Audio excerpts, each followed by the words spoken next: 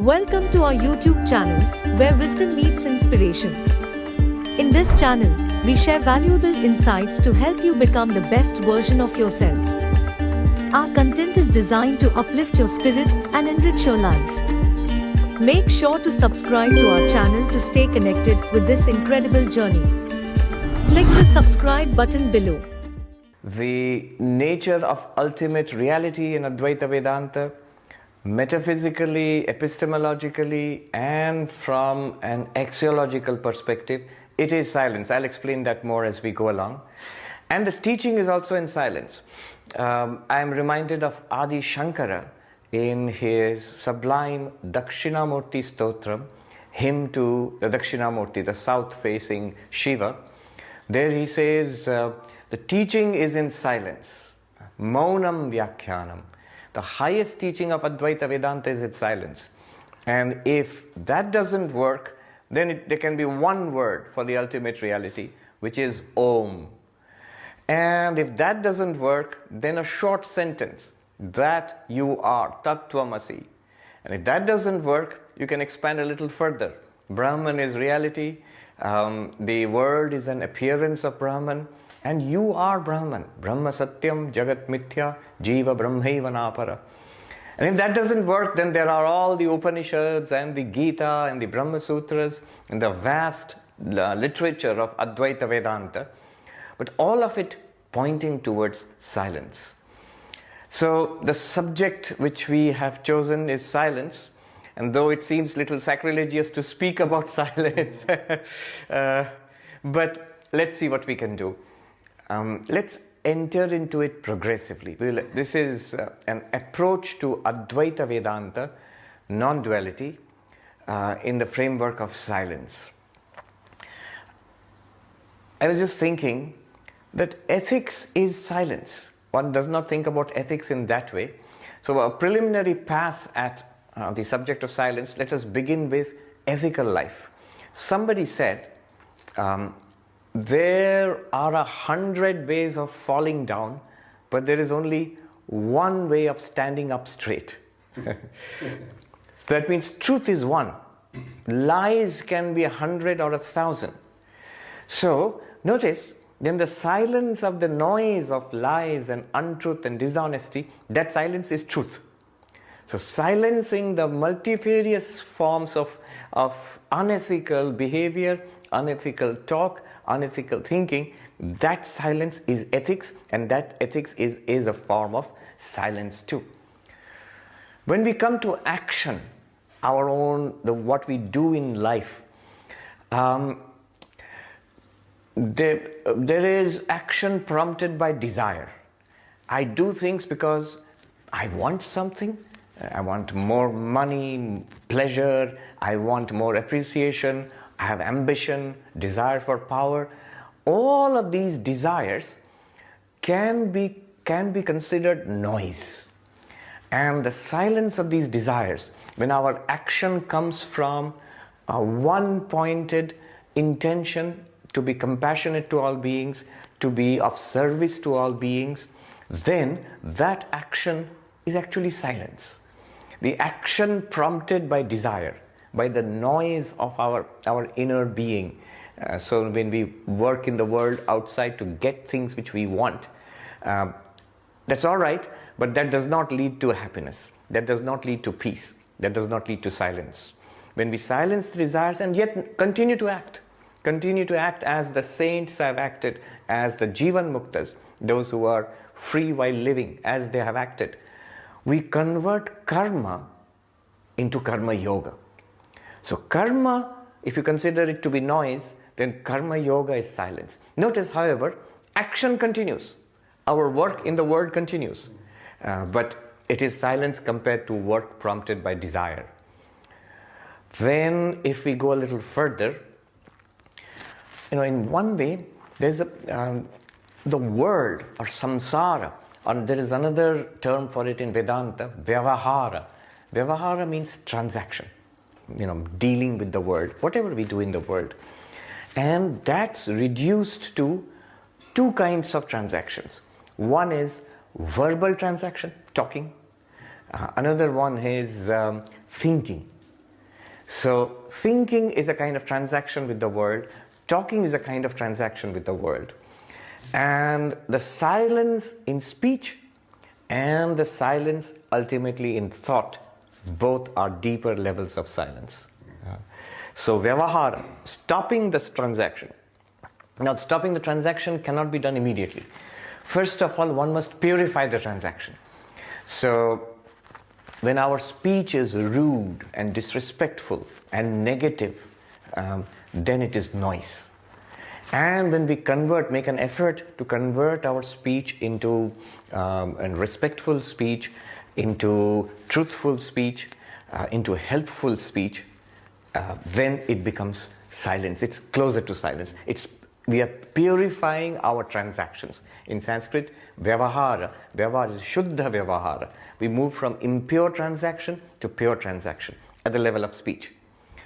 And at the level of mind, whenever we see, for example, if we see, other people, we consider other people to be, this is such a bad person, this is such a despicable person, we look upon people with dislike and hatred, that's noise. Mental transaction, it becomes impure. It's very interesting that whether that person actually is bad or despicable, we don't know really. But our heart becomes polluted when we think such thoughts about others. So that's noise. And when we convert that noise into pure thoughts, positive thoughts, loving thoughts, compassionate thoughts, that's actually moving towards a pure vyavahara, pure transaction. Impure transaction, pure transaction. Transaction at the level of speech, transaction at the level of thought. Speech which is negative, rude, disrespectful, loud, that is noise. Speech which is peaceful, compassionate, truthful, helpful, that is pure transaction, and that helps you to go towards silence. Similarly, once speech is purified, thinking. So negative thinking, especially thinking badly of other people, thinking of others, people, situations, issues with negativity, with anger, with hatred, with disgust. The thing which happens is, first of all, we make our hearts impure. And when we purify our thinking about others, we think positive thoughts, that is pure thought. And that is a step towards silence in thought. So we move from impure speech and thought to pure speech and thought to silence in speech and silence of thought. That brings us to the next level of silence, which is called yoga, in the sense of the Patanjali tradition of yoga. In that tradition, the Patanjali tradition of yoga, which is not Advaita, but which is an ally of Advaita, in Patanjali yoga, silence is spirituality. The definition of yoga, yogas chitta vritti nirodhaha. Yoga is silencing the movements of the mind. So the very definition of yoga, in the sense of meditation, is the silencing the movements of the mind. Think of the mind as a lake. Finland is a land of lakes. So think of their beautiful, beautiful lakes. So think of the mind as one such vast, beautiful lake.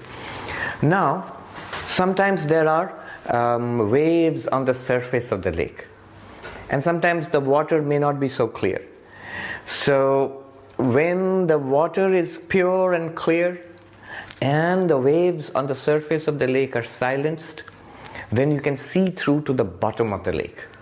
Similarly, when the mind is silenced and the mind is clear, so we move from impure mental transaction to pure mental transaction. So the lake of the mind is clear. And then you silence it. Stop. And when we silence it, seeing through to that which lies beyond the mind, the bottom of the mind or behind the mind, beyond the mind, that is our nature as awareness, as consciousness, pure consciousness. So silencing the mind is meditation. Silencing the mind as not as when we are asleep. When we are asleep also the mind is silenced. But the mind goes into a seed state. That is not helpful in meditation. In meditation, just like we are awake now, But we are awake now and we are transacting with the senses. We're seeing, hearing, smelling, tasting, touching, and then our mind is processing all this information. But if we can silence it and while remaining awake, not falling asleep, then that is meditation. And then we see that which lies right here, our real nature, what we are, but beyond the mind. So silencing the mind is a way of seeing what lies beyond the mind or deeper than the mind. Now this silencing, it has to be done not all at once, but moving from multiple movements. The movements of the mind, cogitations, they are called vritti. So moving from multiple vrittis first to a single vritti, moving from distraction to concentration, to focus, and then dropping that vritti also. So one cannot jump from a very restless state of the mind to samadhi. One must focus, settle down, silence it, and then the deeper silence of samadhi. So we start by first, still and quiet environment. Then we settle the body down in stillness, and it helps to keep the body straight. If you find that mental processes are also affected. But if you sit straight, then you are alert, but also quiet. Then we still the movements of the body. The body is always moving. We learn to still the movements of the body. And then make the breathing rhythmic. That means gentle, not forced, but deep. Then we quieten the senses. As the body is stilled, then we either close the eyes or keep it half closed. Sometimes people close their eyes, fall asleep. So half closed. If you keep it open, it will be distracted. Modern neuroscience also tells us a great deal of the activity of the brain. It kicks off when the eyes are open. So eyes half closed or fully closed, and then we sit quietly. If it's a silent environment, it's very helpful. And the senses become neutral.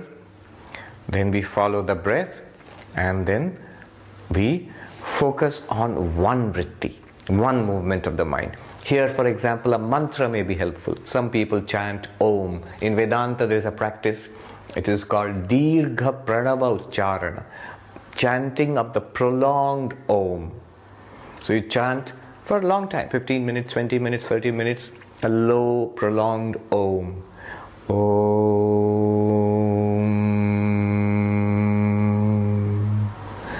Om.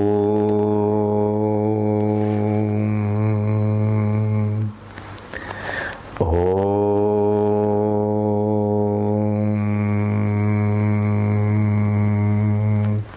And you go on making it lower.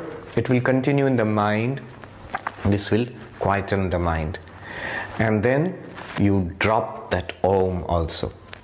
Drop it from the physical sound, you're repeating mentally, then stop the mental repetition. That is one way. So we take the support of one sound. Something holy and profound like Om is very helpful. Or it could be a mantra, it could be Om Namah Shivaya, or some mantra which you are using. Or it could be visualization of a deity if that is your practice. The thing to do is to move from impure vrittis to a pure vritti, from multiple vrittis to one vritti. And that will take time, because the mind will again and again break out into different vrittis. So you pull back again and again. Samadhi, the quietness, the silencing of the mind, it depends on two things.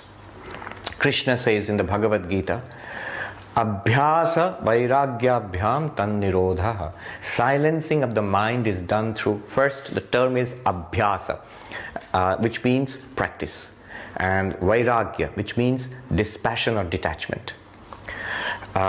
Practice, why?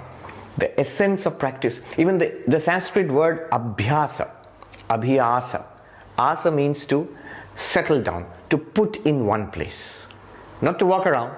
One place, that is, settle it down. As the mind goes out to walk around, you pull it back and put it down here. So in one vritti, to put it, to make it settle down. And how do you do it? Abhyasa, again and again and again. Why again and again and again? Because the mind will go walking out again and again and again. So you bring it back. One good way of doing it is what is called space lock, time lock, object lock. Space lock means, all right, I will focus on this. The mind should not think about anything outside this space, the space of the heart. This could be your place of meditation. This is a good place for meditation, the heart. Time lock. So from now, for the next 15 minutes, it will not think of anything else.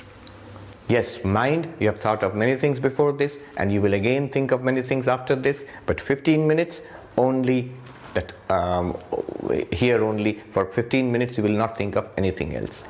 Anything else means object lock. Now lock the mind into one object. It could be Om Namah Shivaya or Om. So 3 kinds of locks to focus the mind. From many object to one object. How? Object lock. And from all over the world to one space. Space lock. And flickering around through time to time lock. That this period of time, this space, this object only. That will lead to slowly one vritti. This is called abhyasa. Repeated practice. The essence of it is repetition. Again, again, again. But this also must go with another complementary practice called vairagya, detachment. It's like Sri Ramakrishna used to give the example of a group of drunkards. They wanted to go home after a night of merrymaking, and they were crossing a river. They sat on the boat and they started rowing. And in the morning they found they were exactly where they had started, where they had forgotten to untie the boat. So the detachment, if I have strong attachments, projects in the world, I'm invested. We are in the world, we will be in the world. You have a job, you have a personal health, you have your own home. So these things you have to take care of. But the world should not be our the object of focus, that this is everything for us. No. Spirituality is everything for us. Enlightenment is everything for us. The Atman, the real nature of the spiritual nature of everything, that is our goal, not the appearance. So that detachment is essential. So these two together, abhyasa vairagya, these will lead to abhyasa vairagya abhyam tan nirodha. That is the Sanskrit. By the combination of practice and detachment, the mind is silenced. Many vrittis to one vritti, drop it also. And then remains awareness by itself. Again vrittis will come. Go through the process. Many vrittis to one vritti, drop it. This is silence of the mind. This is the practice of yogis. The devotees, the lovers of God, they don't like this silence. They say, what is the use of sitting quietly in silence? We will love God. I will sing the name of Krishna. I will worship Christ in the church. I will sing, I will pray, I will read. That's also wonderful. Remember, that's also a kind of silence. It's the silence of the world. The world is drowned out in your love of God. So that's also a silence, a practice of silence. It's a divine silence. You fill that silence with divinity. Now we come to non-duality. All of these are on the side of duality. In non-duality, the nature of ultimate reality, non-dual Brahman, existence, consciousness, bliss, that is silence itself. In the Mandukya Upanishad, the name of the self, our real nature, is called silence. We probably did not know that your nature, your name, my name, our name is silence. In the Mandukya Upanishad, Shantam, peace or silence, is the very nature of the self. Sa Atma Savigneya, that is the self, and that has to be realized. We now know ourselves as, I am this guy, Swami Sarvapriyananda. That is apparent knowledge. Real knowledge is, my nature is silence. In what sense silence? Sat Chit Ananda. Being, consciousness, bliss. Being meaning existence, not the existence of certain things. It's not a cup or a plate or a table or a man or a woman. Those are particular objects or entities. It's not even a collection of all entities. The ultimate reality, Brahman, is not the collection of everything in this universe. It includes everything, and yet it's not a collection, it's one thing. It is one way where there is no distinction beyond the distinction of the agent of action and the action, karta and karma. Beyond that is where both are one. It is Brahman. It is existence itself. It's not a thing which exists, but it is existence itself. It is consciousness in the sense that it's not a particular conscious experience. It's not the experience of seeing something or hearing something, thinking something, enjoying or suffering something, or of waking, dreaming, deep sleep. Rather, it is that one unflickering awareness in which all these experiences are possible. It is that awareness in which the distinctions between knower, known object, and knowledge, this threefold distinction. I am the knower, that is the known, and I'm knowing through this. This distinction is silenced. So it is one consciousness which appears as the knower and the known object and the instrument of knowledge. The cup and the eyes, which are the instrument of knowledge, and I the knower. I am the knower with the instrument of knowledge, eyes. I am knowing the cup. This is samsara. But that consciousness which appears as all three. A question might arise here. What do you mean that consciousness which appears as all three? After all, I understand in some sense that I am aware, but then I have eyes and there's a cup outside. What do they have to do with consciousness or awareness? It's like this. Consider in our dreams, when we don't know that we are dreaming, you could be sitting and enjoying a cup of tea with your friend, and you see your friend, you see the cup of tea, you see yourself, and you've got eyes and you're seeing.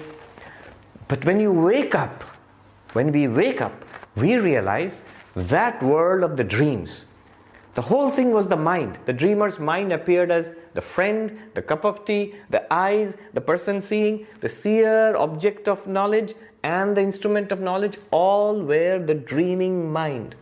One mind by itself, in our dreams.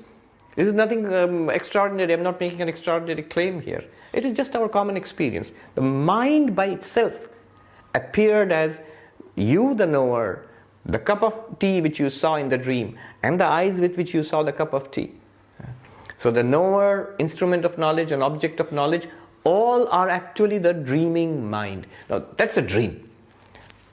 Where Advaita, non-duality, claims that here also it's exactly the same thing. It is one consciousness appearing with a body and a mind as a knower, and using instruments of knowledge like the eyes, and again appearing as the object of knowledge.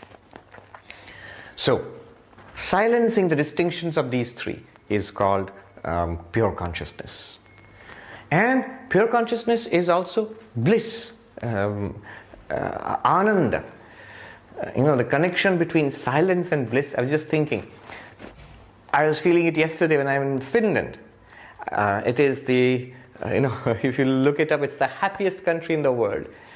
And I noticed it's also a very quiet country. It's also a very silent country. And that struck me. Yesterday I was sitting in the silence and thinking that, silence and happiness, they go together. Noise and unhappiness, they go together.